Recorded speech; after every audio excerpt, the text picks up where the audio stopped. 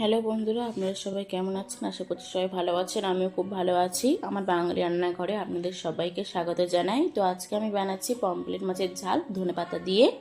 তো আগে থাকতে আমিও পমফ্রেট মাছটা অনেক আগেই চাপিয়ে দিয়েছি, আর প্রথমে ক্যামেরা আমার অন করতে একটু মনে ছিল না। তো তো তার সাথে সাথে বানাচ্ছি মুরগির মেটে, গিলা আর পা আর মাথা কষা।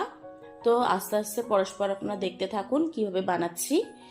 তো দেখুন, আমি একটু এখানে আগে থাকতেই চাপিয়ে দিয়েছি পমফ্রেট মাছটা। তো দেখুন, পমফ্রেট মাছটা খুব সুন্দরভাবে ফুটছে।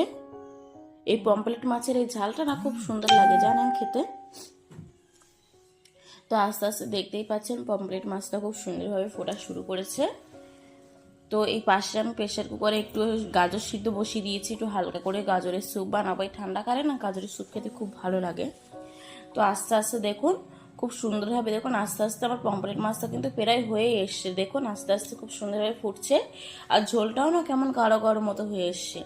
আমি পমফ্রেট মাছটার ঝালটার ভিতরে একটু তোমার মটরশুঁটি, তারপরে একটু টমেটো, তারপরে একটু ধনেপাতা দিয়েছি। খুব সুন্দর লাগে জানেন এইগুলো দিলে শীতকালে। শীতকালে না খুব সুন্দরও হয়। দেখুন আমার পমফ্রেট মাছটা কথা বলতে বলতে রান্না হয়ে গেছে। আমি এইগুলো একটু একটা পাত্রে ঢেলে নিলাম, কড়াইটা আজর করে নিলাম একটা পাত্রে। দেখুন খুব সুন্দর হয়েছে জানেন রান্নাটা, আর খুব সুন্দর গন্ধও বার হচ্ছে। তো দেখুন একটু আস্তে আস্তে খুঁতি দিয়ে মাছটাকে একটু খুব সুন্দরভাবে একের পর এক গায়ের উপরে ছিল তো একটু সরিয়ে সরিয়ে দিলাম।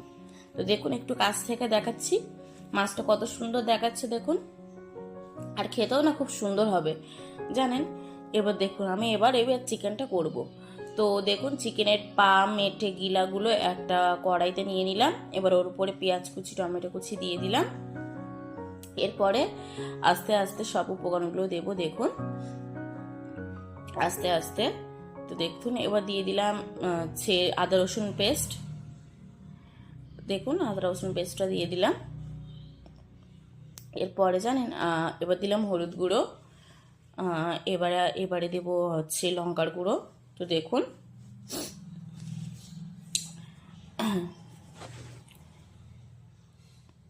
এবারে আমি লঙ্কার গুঁড়োটা দেব খুব, এই যে এবার লঙ্কার গুঁড়োটা আমি দিয়ে দিলাম।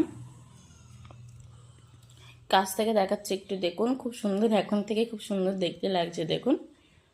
এবার একটু দিয়ে দিলাম সাদা রিফাইন অয়েল। হ্যাঁ একটু বেশি পরিমাণেই দেব, কারণ মুরগির গিলা মেটে তো মুরগির মাংসটা থাকে না। মাংস থাকলে একটু মুরগির মাংস একটু এই শীতকালটা একটু চর্বি হয়, কিন্তু সেই থেকে তো থাকে না। তো সামান্য একটু বেশি পরিমাণে তেলটা দিয়ে দিলাম। তো দেখুন বেশি পরিমাণে একটু লবণ দিয়ে দিলাম। এবার আমি হাতের সাহায্যে সবগুলো একটু মাখিয়ে নেব। এটা না আমি একটু হালকাভাবেই তৈরি করব। হ্যাঁ এটা আমি একটু হালকাভাবেই তৈরি করব। তো ওই জন্য হাতের সাহায্যে সব কিছু মিশিয়ে নিলাম। এইভাবে হাতের সাথে মাখিয়ে না দেখবেন একবার এইভাবে করে খুব সুন্দর খেতে লাগবে। আপনারা হয়তো একটু নাক সেকটা সেকটি করবেন, কিন্তু একবার খেয়ে দেখবেন এইভাবে বানিয়ে, তারপরে আমাকে কমেন্ট করে জানাবেন কেমন লাগলো।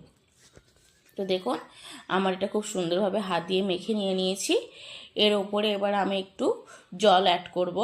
তো আমি এবারে একটু গ্যাসের চুলাটা একটু অন করে নিয়েছি, নিয়ে আমি এবার উপরে একটু জল অ্যাড করব। তো দাঁড়ান, এবার দেখুন একটু কাছ দিয়ে দেখাচ্ছি যতক্ষণ একটু জলটা আমি আনি। এই যে এবার একটু জল দিয়ে, সামান্য জল দিয়ে এবার একটু কষিয়ে নিচ্ছি। দেখুন দেখুন এখন থেকেই না কত সুন্দর কালার ছেড়ে এসছে, দেখতেই পাচ্ছেন। মনে হবে এটা আমি হালকা করেই রানিয়েছি।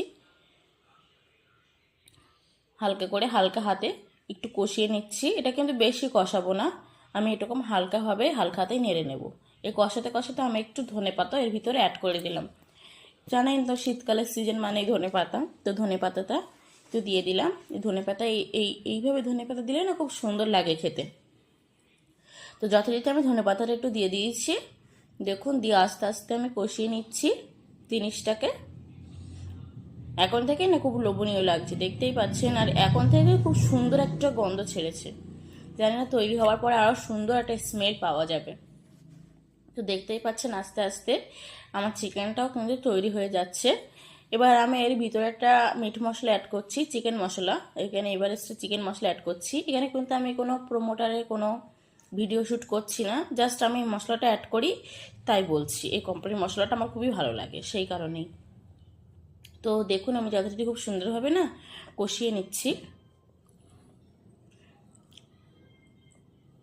এইভাবে আস্তে আস্তে কষিয়ে নিচ্ছি দেখুন। আর হালকা হালকা না সাইডে এরকম মশলা লেগে গেলে আপনারা ভয় পাবেন না, কারণ এরকম একটু হালকা হালকা লাগবে, সেটা আপনারা এইভাবে খুন্তির সাহায্যে এরকমভাবে সরিয়ে সরিয়ে নেবেন। দেখুন বন্ধুরা খুব সুন্দরভাবে কিন্তু আমি চিকেনটাকে কষিয়ে নিচ্ছি। আর এখন থেকেই না এত সুন্দর গন্ধ বেরিয়েছে, আপনাদের বলে আমি বোঝাতে পারবো না যে এত সুন্দর গন্ধ ছেড়েছে। তো দেখুন খুব সুন্দরভাবে কষিয়ে নিচ্ছি, আস্তে আস্তে কিন্তু কষানোটা হচ্ছে। এরপরে আমি দেখুন জল অ্যাড করছি এর ভিতরে।